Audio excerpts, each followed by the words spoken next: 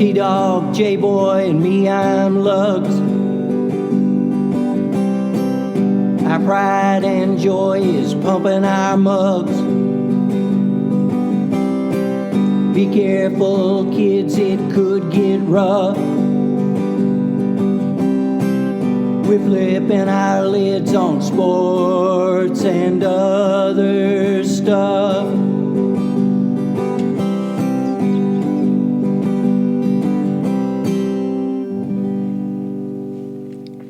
Welcome to Sport Weasel Central. I'm Lugs. I'm J-Boy. And I'm T-Dog. Yes, sir, you are. And happy October again, boys. It's Oktoberfest time all across the viewing area. Our special guest tonight on this program is Brew No Mars. Brew, I'm holding it up to camera 3 so you can see Brew. All right, never mind. We'll just get rid of that for right now. That's a loser. Who are the big winners and losers in NFL Week 5? We'll talk about that. Contenders, pretenders. But Lugs first, how are you? Good to start with you. After last week's dismal performance, a 34-zip loss to the Saints. Big question, hot take. Will Bill Belichick, yes, that man there, be the coach of the Patriots after this year? Your thoughts? It's a long season. Big question. Yes, I would have to say he'll still be there. They've got to get some skill players. Do you realize the last number one pick that hit for them was that tight end? You know the tight end I'm talking about. Gronky. Yeah, that was the last one. They haven't hit on anything. So I would say he's going to be there. It's just, gosh, it's dismal. Mac Jones is better than what he's been left with. I mean, this is like they may as well just get everybody off the practice squad and come in and give them a shot. What the heck? You know, that kind of a thing. It's giving more fodder to those who say that Brady was the reason they won all those championships. True. So what do you think there, Doggus? See, I'm going to go the other way. I think this is it for him. I think the tea leaves are there. Where Robert Kraft, he was definitely a Brady guy, and on top of it, they have a coordinator, Jarrett Mayo, who certain teams coveted to have a head coaching job in this previous offseason. He essentially turned them down straight away because it feels like he knows he's got a job essentially lined up for him. So, I mean, and also, you know, maybe Carr got a little healthier from last week to this week, but this New England team is just so ravaged with injury, that they're not even good on defense, which they started the year off being good on defense, but they lost Gonzalez, their rookie corner who is playing well. They lost their best pass rusher.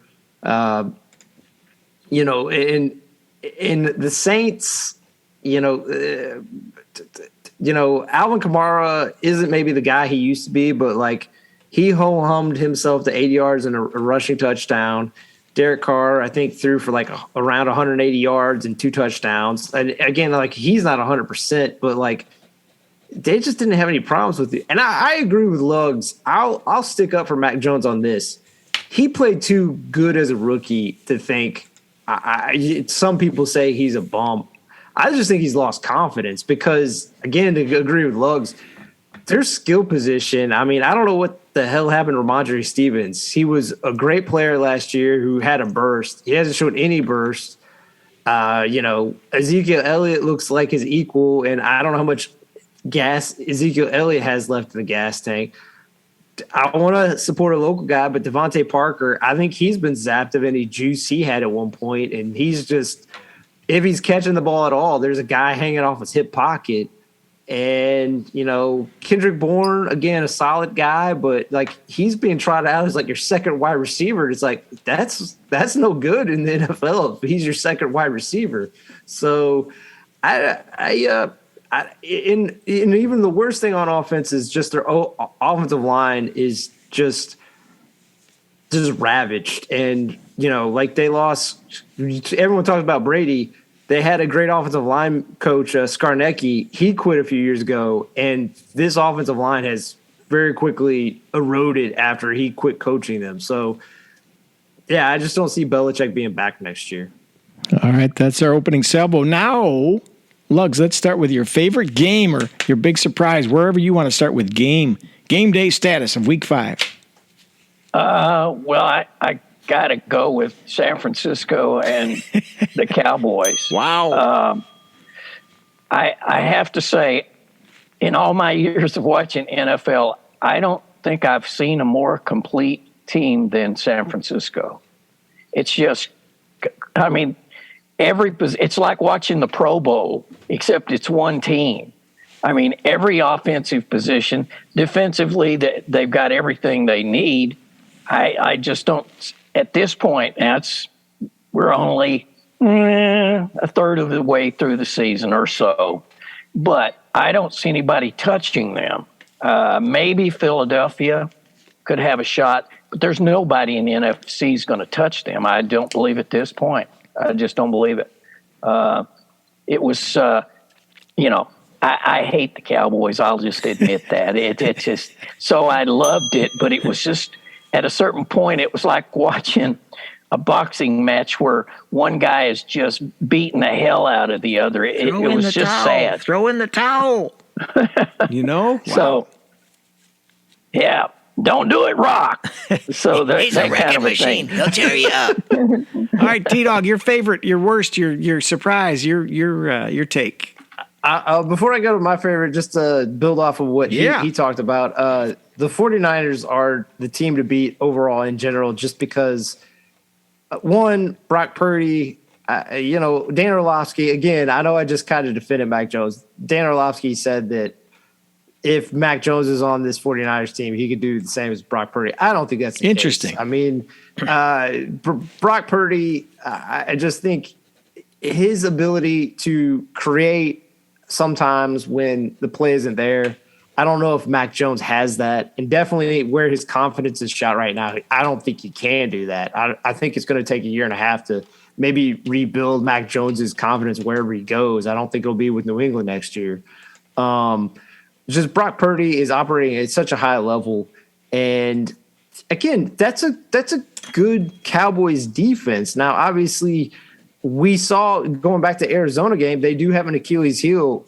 If you run at them with power, this Cowboys defense can be had. And the 49ers are one of the best teams to do it. I mean, McCaffrey had 51 yards rushing. Jordan Mason had 69 yards rushing. Debo had 30. Tyron Davis-Price had 21. I mean, they just kept pounding them with four different people. And, Brock Purdy, he took advantage of, some weakness in their linebackers by, targeting Kittle.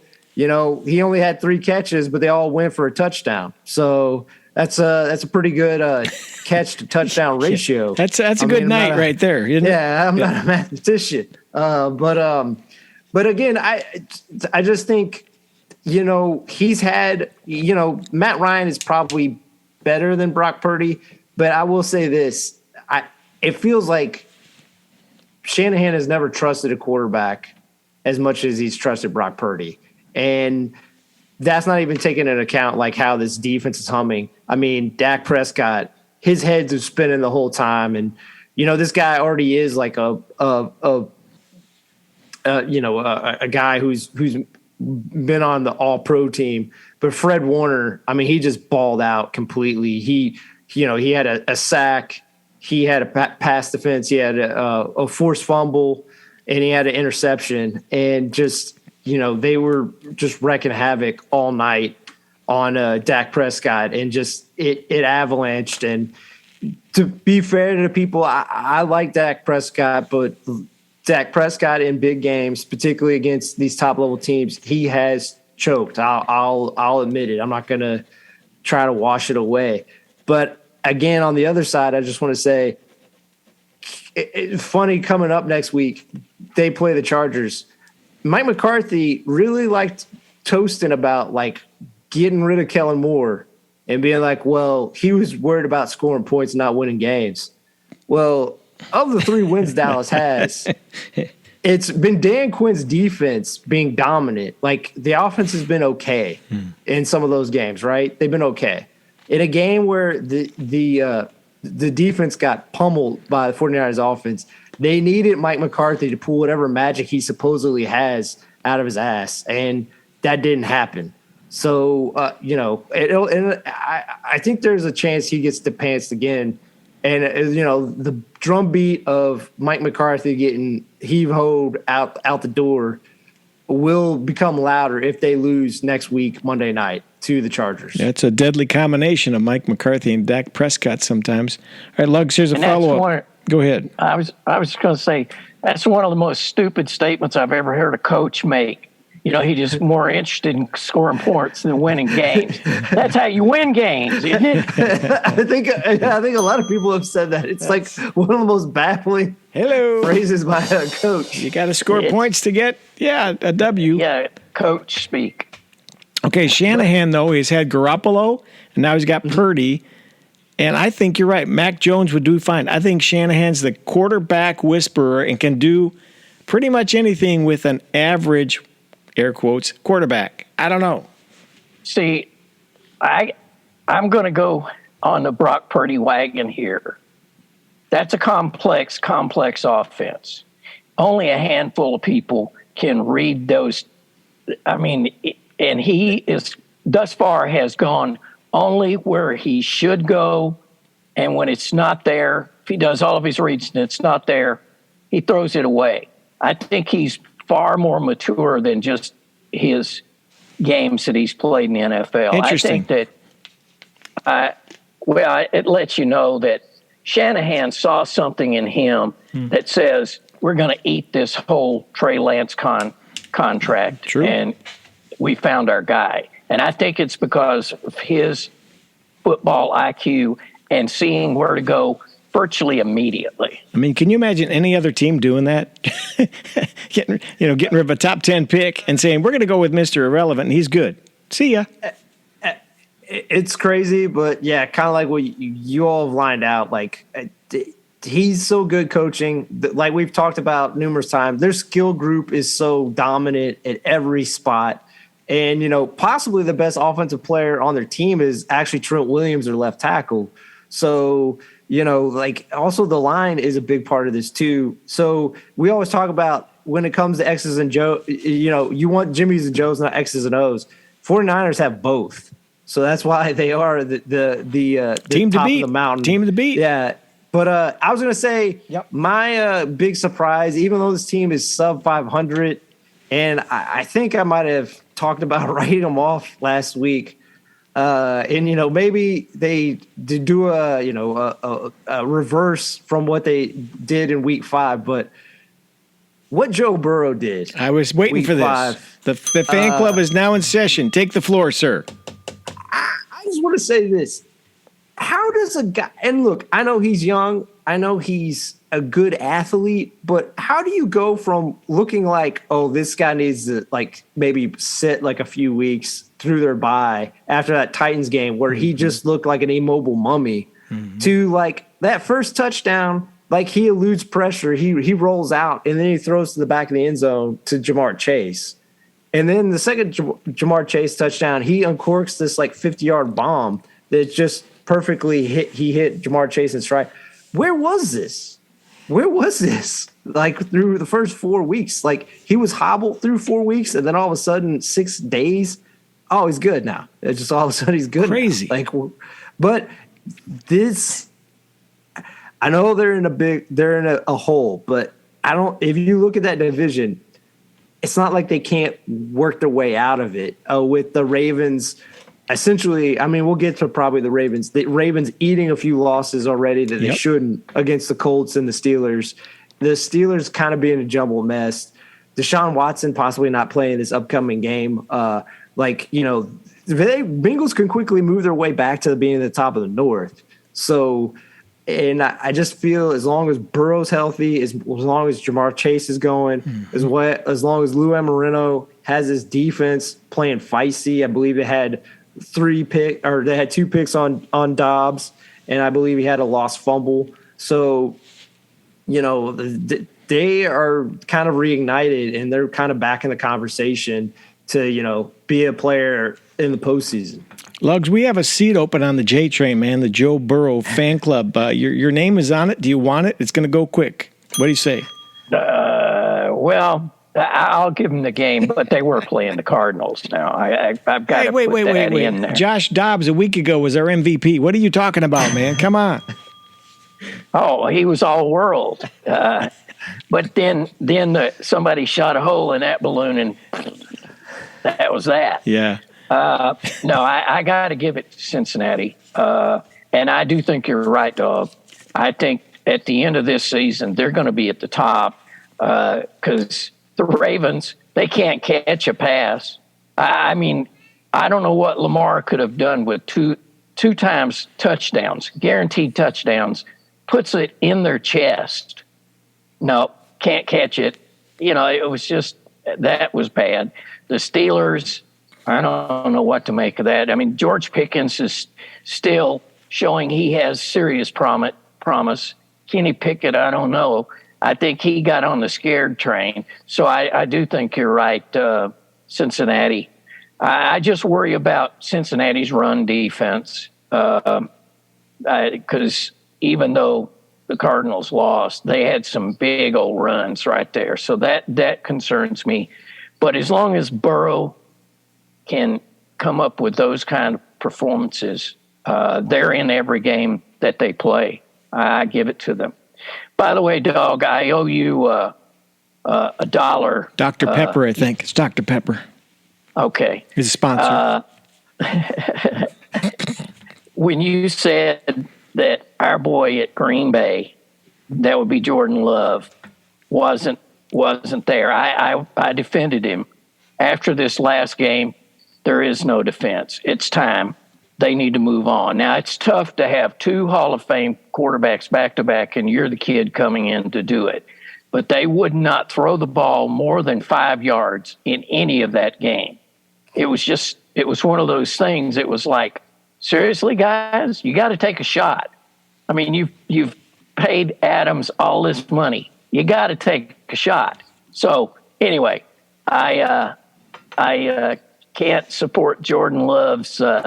There is no love for Jordan Love at the house now. You can't support that candidacy. T-Dog, can we just take a minute, maybe a moment of silence to recognize this moment that he is basically saying the Bears are better than the Packers is how I heard it. Now, I got some cheap headphones tonight. But no, whoa. Because of one game, you can't. Yeah, no way. We'll get to that game. Okay. We'll get to that game. Moving on. but to stay on Jordan Love. Yeah. Again, I still think he could be a solid quarterback. I just, like I said, and I know, again, you could say, obviously I'm biased, or I was just trying to take like some fake sliver out of the Bears losing week 1 to the Green Bay, in which Green Bay, since Brett Favre has gotten there, the Green Bay has dominated essentially for 30 years now. Yeah. The one solace I took out of it was I watched that game and I was like, well, at least they didn't get a third gold jacket. And that's not to say Jordan Love can't be good, but the one thing I will not take from Green Bay fans is when they're like, well, he's just starting out. He's set for 3 years. It's a different, again, I know we've been harder on Bryce Young or whatever, but like Bryce Young is just in this league. If you're struggling like Bryce Young has at times, he showed flashes in the loss to Detroit, but like you can take it. This guy's set for 3 years. It's a different standard. Bryce Young's 24. Jordan Love's got to be about 27 or 28, right? I mean, come on. I don't know if he's that old, but I'm just saying, like, he's been in development in the same offense for 3 years, kind of percolating. But again, kind of like the Vikings, I respect Green Bay. They are very young. If you look at all their starting wide receivers, they're all like 24 and below. Luke Musgrave is a rookie at tight end. Their oldest players are their running backs, Aaron Jones, but like other than that, like they're just young across the board. I think to be fair to them, they wanted to give Jordan Love a shot, but like a lot of teams, and maybe we get into this, there are a lot of teams in the Caleb Williams, Drake May, Quentin Ewers, possibly Shedeur Sanders, even though I think Shedeur Sanders comes back another year, sweepstakes. Because like a lot of these quarterbacks are kind of revealing that they are not going to be the long-term answer for these teams. And these teams are willing to, cast an eye to the 2024 draft, I think already, only 5 weeks into the season.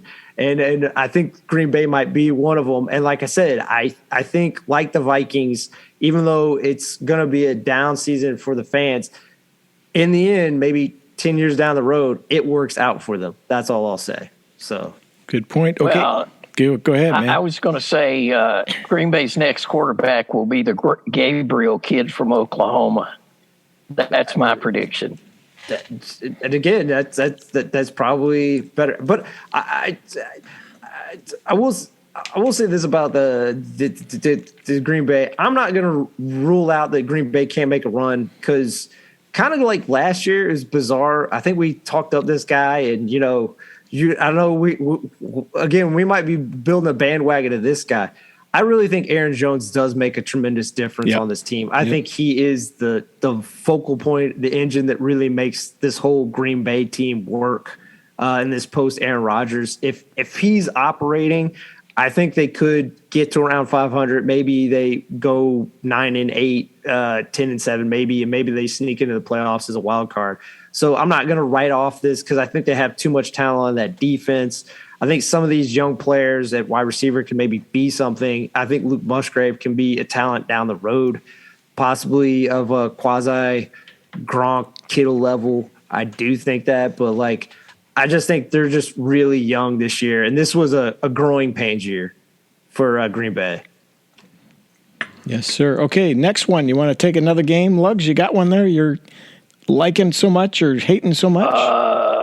Well, I mean, I'm going to have to step on not Joe Burrow, Kirk Cousins again. It's tough, wasn't it?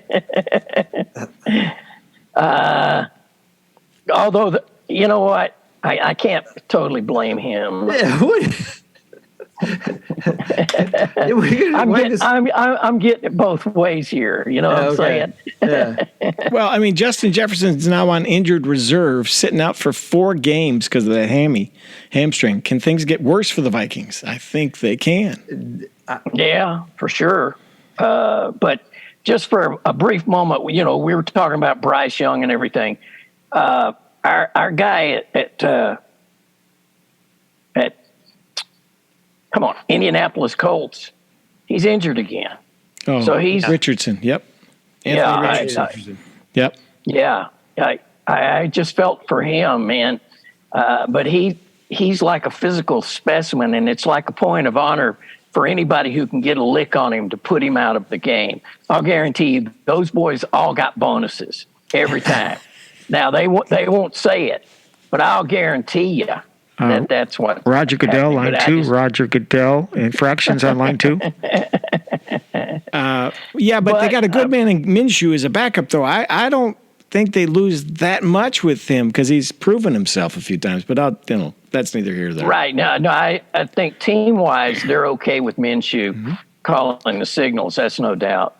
But I was just going to say about the Minnesota-Kansas City.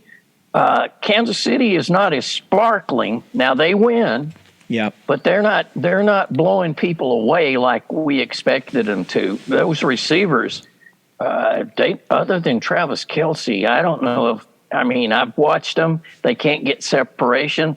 And then when he does get the ball to them, they're doing this alligator arms kind of thing and just drop-ins.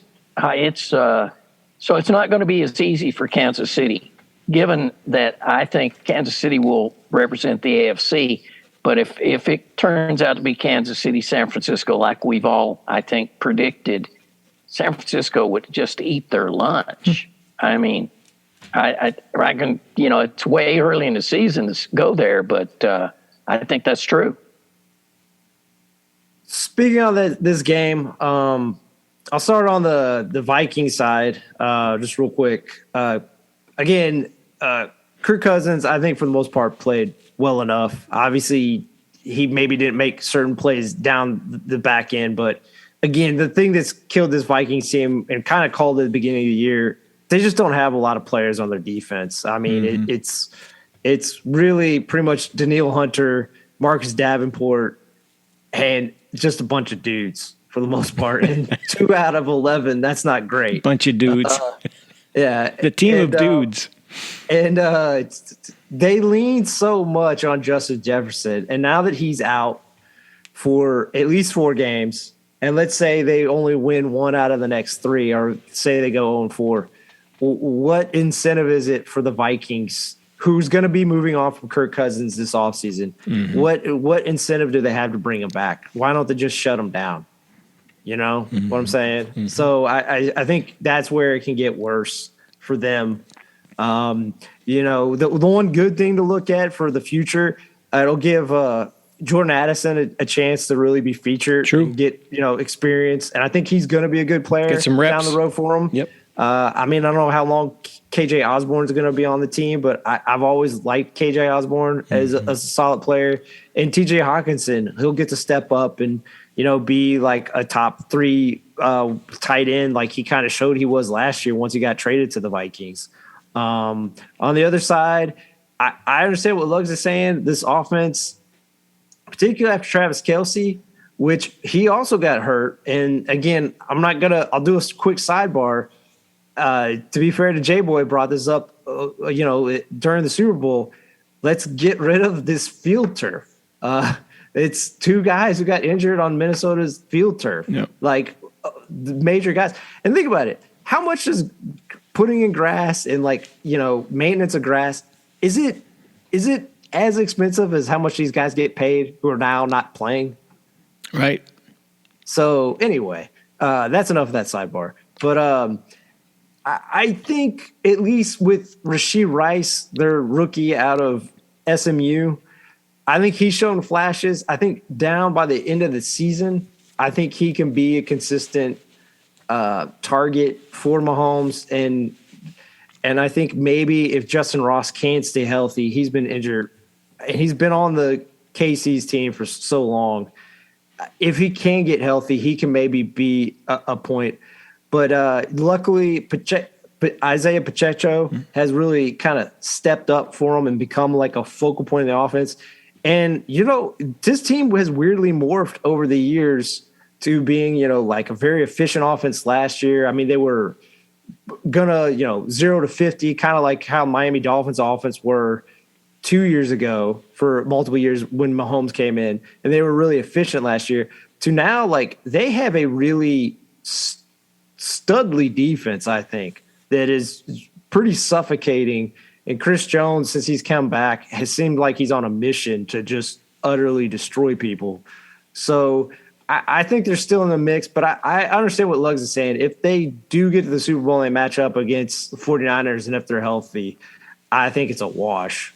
But, it was an entertaining game. But like I said, let's just get rid of this field turf because we're losing good players and even, guys who maybe aren't stars, but just like guys who are getting injured that don't need to get injured.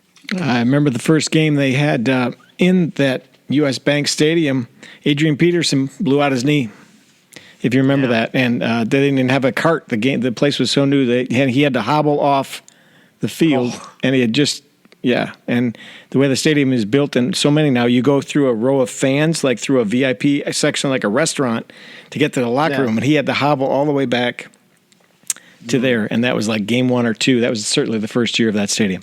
Okay, why don't we do this? We'll do a little sports of yesteryear. Luggs, you good for that? And then we'll come back and do some more football. Sound good? All right. Here we go.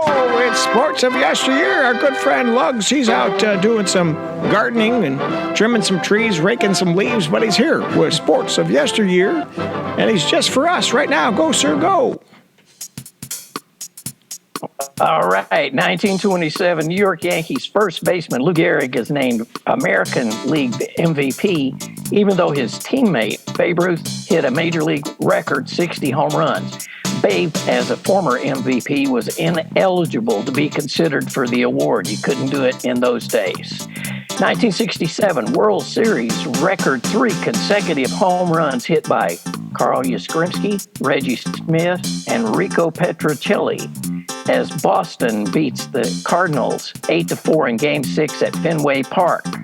1992 Deion Sanders, now known as Coach Prime, plays for the Atlanta Falcons of the NFL and the Atlanta Braves in Major League Baseball. 2020, British Mercedes driver Lewis Hamilton and favorite athlete, a friend of the show, Roger Taylor, wins the Eiffel Grand Prix to equal Michael Schumacher's record of 91 Formula One victories. That's right, 91 Formula One victories. Also, in 2020, at the NBA Finals, the LA Lakers beat the Miami Heat 106-93 in Game 6 to win a record-equaling 17th title. Series MVP LeBron James was the first to win the award with 3 different teams. That's it for this edition of Sports of Yesteryear. Thank you, Lugs, for that lovely report about people like Deion Sanders, Leonard Hamilton. Okay, wait. This is a fundamental question for you fellas. Leonard Hamilton. Okay.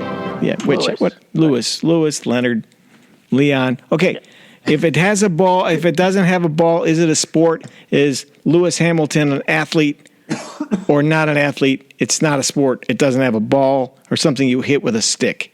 Take it.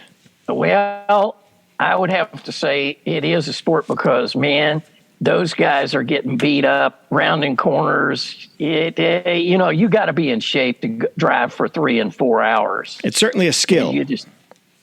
Certainly that. Sport, that's sort of one of those, gotcha. Thin line sort of things. What do you say, T-Dog? What do you think, Dog? That? Yeah. I was just gonna say, that criteria completely eliminates most of track and field. So that's why I say that thing is erroneous. Dang, here comes the hate mail. I forgot about that. Oh, wow. I'll take this part out of the show. Shot putters. Yeah, I'll take this out of the show. I'll take this out of the show when we edit. Take it. Beep. Leave it in. Beep. Man. Come on. Yeah. Cut.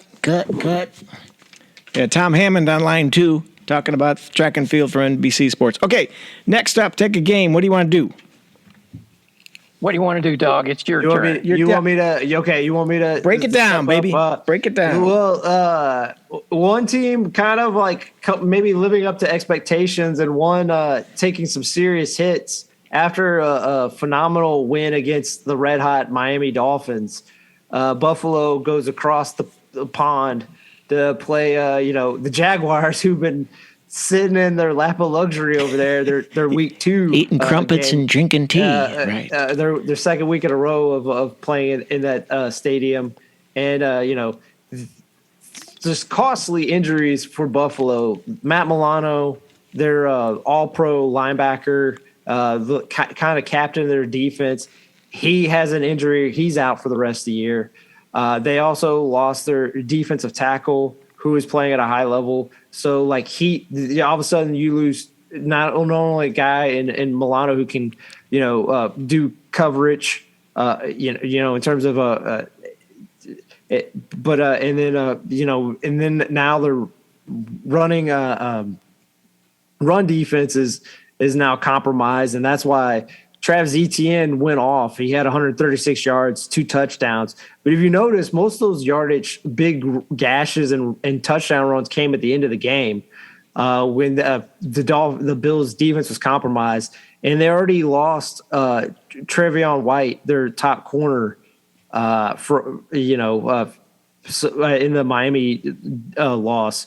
So, Josh Allen will keep them afloat. And obviously, I still think they're going to be a playoff team, but just when they get in the postseason, if they have to face Miami, if some elements of KC in terms of their wide receiver core finally click into phase, because that's the only big element of the KC that I think is just off enough to make them flawed for certain opponents to exploit. And then, Trevor Lawrence, I know he hasn't been scintillating, but I think he's played good. I think some people are really kind of overreacting. I think he's played well. Calvin Ridley, he had some cold weeks in between, but like Calvin Ridley started to turn it back on again.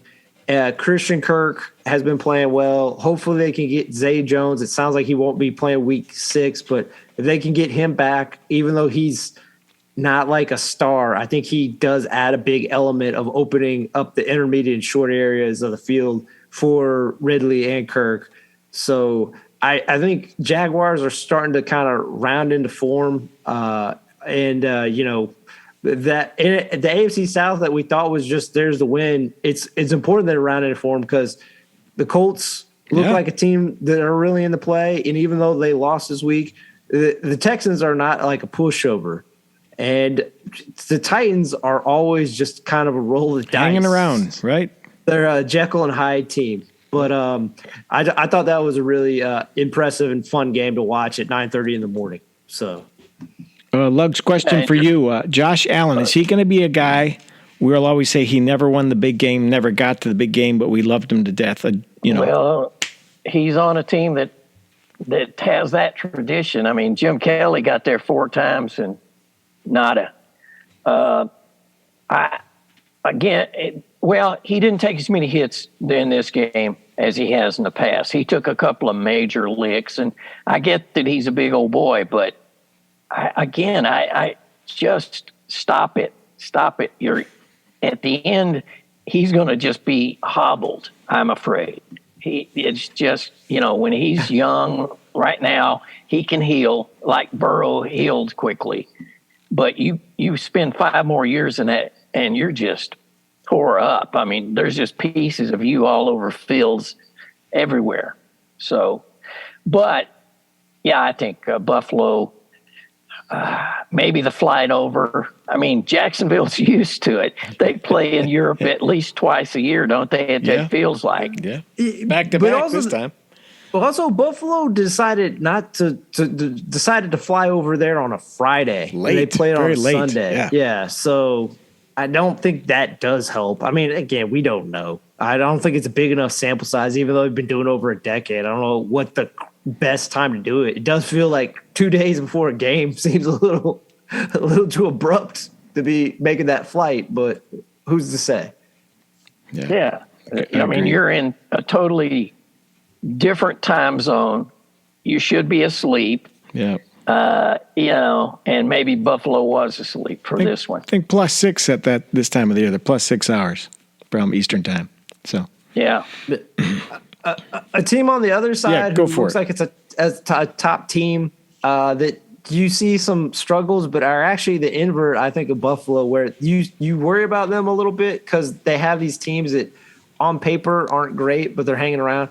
But the Eagles, I mean, they won a close game against the Rams, who've been very spirited, the Rams. I mean, I think I had them only winning like 3 or 4 games. Obviously, I'm going to be wrong on that. I think this team's at least going to be around 500 now, just watching how Stafford and Cooper Kupp being back in Nakua. But I think the main thing to remember about the Eagles is this. Even though the 49ers do look better than them, and they probably are better, the one thing I will give the Eagles like some patience on is they did lose their top coordinators, offensive, defensive, and Steichen and Gannon.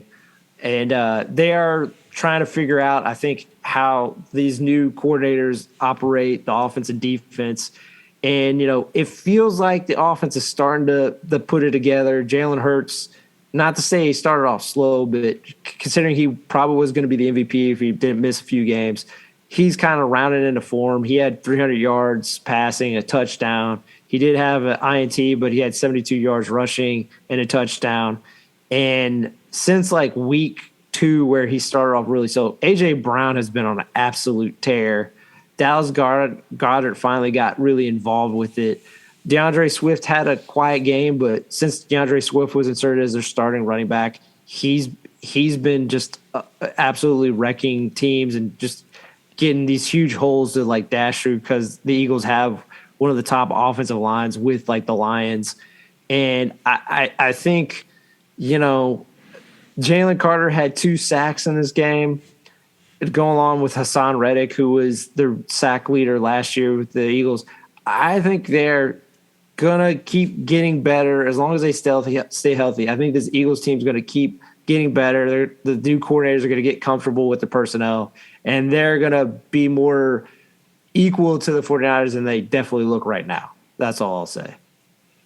Interesting. Yeah, I mean they've played just badly in some games and in parts of games and still come out with wins. And after it's all said and done, you're looking for the L or the W at the end of that line. You want the W, of course. So, yeah, and Jalen Hurts, yeah. So, Yeah. it's Undefeated. and that's all that matters. I mean, after it's all said and done, that's all that matters is putting that W in there, no matter how you get it done. So, and again, I think their offense plays well enough that definitely in this game you saw against the Rams. Not to say their defense can't be good, but their offense dominated time of possession. I think it was close to 40 minutes to 20 in time of possession because they just once the Rams started really hot. I believe they scored 14 points in the first half, but in the second half they had a few 3-and-outs, and I think maybe they didn't even get to like almost 10 minutes in the second half of possession. Like just the Eagles were complete bow constrictors in the second half, and I think that's how they're going to operate when they optimally want to like play teams. Is they're just going to keep away, and then when you are forced into passing, Jalen Carter, who is looking like Reggie White. I mean, I hate to say it through 5 games, looks like Reggie White. They're just going to be a team that no one's going to want to face. Reggie White, the Minister of Defense. Yes, sir. That's right. Great Eagle, great Packer, both. All right, what else? Anything else tonight on the docket? Well, Yes, sir. I was just going to say, what has happened to Aaron Donald? Is he injured? 'Cause he's not showing up much. I mean, I get that they'll double and triple team him, but well, I mean, if you think about it, they kept them. They kept the Eagles to 23 points. This defense is playing spirited for the Rams. I think you did kind of nail the main thing. Is just there's maybe some guys who are playing hard, but outside of Aaron Donald, they don't really have any difference makers on defense. So the offense, particularly a team with like the Eagles offensive line, they can neutralize Aaron Donald with like 2 to 3 people. So, yeah, it's a big part of it. Also, one of my favorite names, Puka Nakua. Come on, baby. That's a great name. And he's like way above his head in what he's been doing. So I got to love that. Oh, I think he's legit, though. I mean, and they definitely think so, too, because they traded Van Jefferson away to Atlanta. So, they were just waiting for Cooper Kupp to get back to say au revoir to Van Jefferson.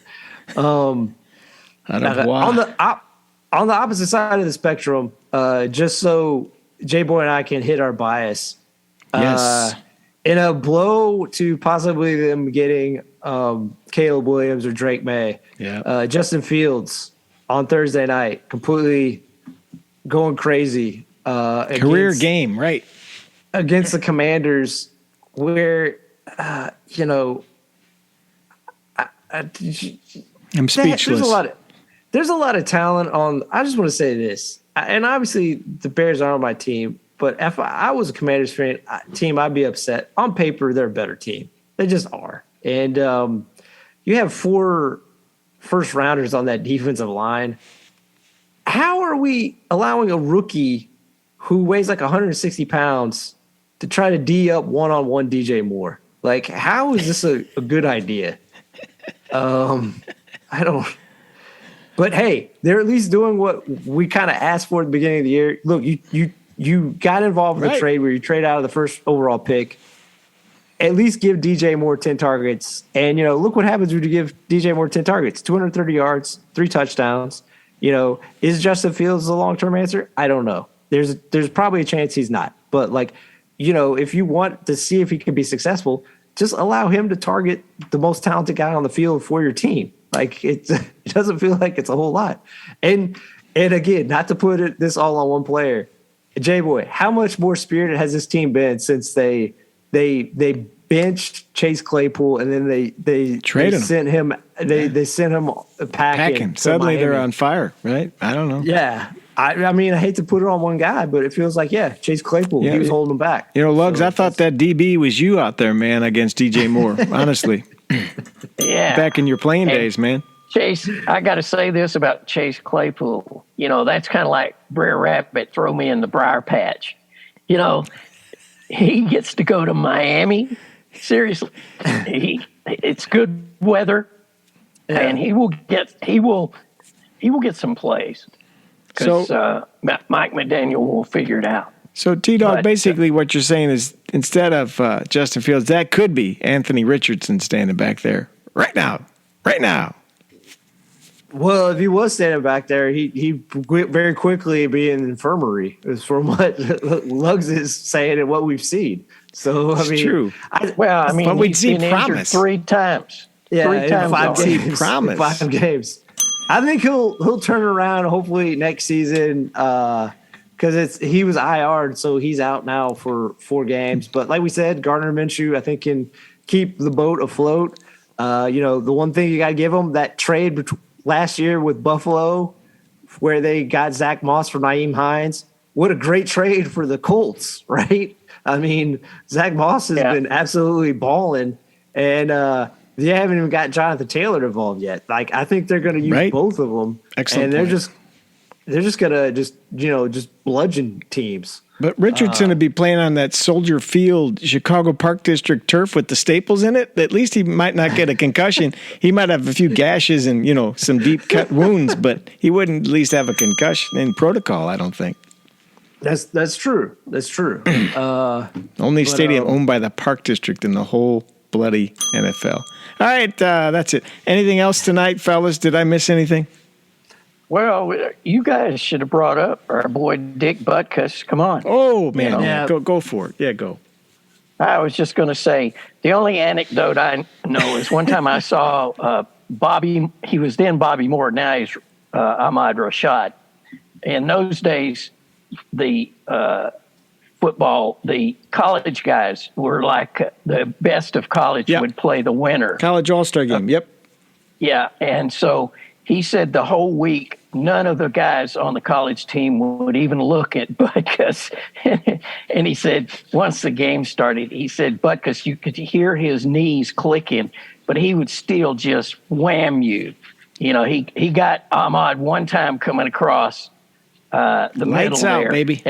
And Ahmad just said, I'm not doing that. When they called that play again, he did a whole other route. He wasn't going to take that lick. Butkus was one of the last of just mean human beings on a football field. Well, and I'll say this too, that the NFL was built on the backs of guys like him. The present day player have Butkus to thank. The popularity of the game, they have Butkus to thank. And there's a lot of highlights on getting the rounds right now. Of course, and my favorite is it's a field goal attempt that goes awry, and the snap gets away from the placeholder, who happens to be Bobby Douglas, quarterback, a lefty. If you remember him, number 10 for the Bears, up until recently was the all-time leading rushing quarterback for the Bears at the time in the 70s, and he scrambles the play. Has to make something out of nothing. Throws the ball in the end zone. Who picks it up? Who catches it? Dick Butkus, because he was also playing special teams and blocking for the field goal. So that's where things were in the 60s and 70s NFL. But T-Dog, what do you think? He was a 8-time Pro Bowler, a 5-time All-Pro. One of the real tragedies, he was a part of one of the best Bears drafts that unfortunately the rest of the team was so bad during he and Gale Sayers' era that they didn't do anything with 2 Hall of Famers. 1965 draft, yes, sir. Both drafted, both Hall of Fame players, and you're like, wow, 2 Hall of Fame players in the draft. Like that must have been a great time for the Chicago Bears. No, it was not. No, it was 2 guys out of a 22.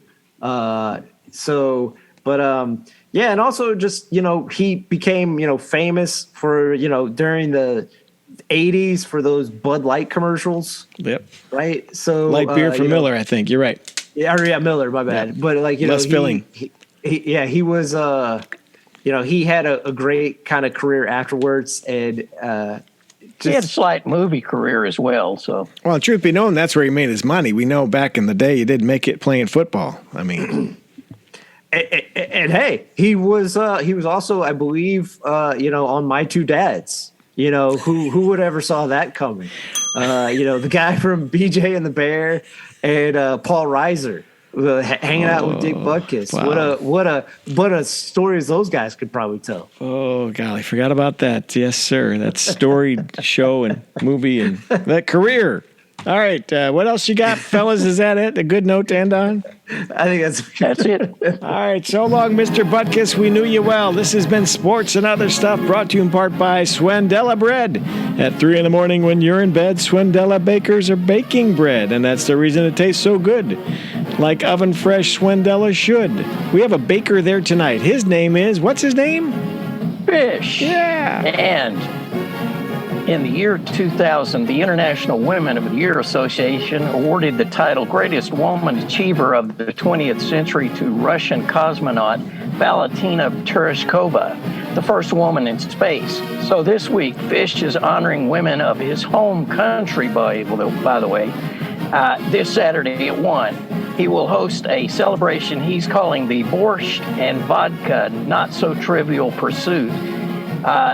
Did you know that Olympic gymnast Ludmila Tereshkova was a 9-time Olympic medalist? Or that one of the founders of the Russian microbiology system in Russia, Zinaida Zhimolova, is known as Miss Penicillin for her work on disease control. Entry is $20 with proceeds from sledgehammering a lotta to go to the Yakov Smirnoff Foundation. So that's it for this week. Come on down. I never knew Fish was Russian. Learn something new on this show every. He came from the Pale of Settlement, which is was part of Russia. So come back next week as Lugs continues his Russian pronunciations on Sports and Other Stuff. We'll see you then. So long, everybody. Bye-bye.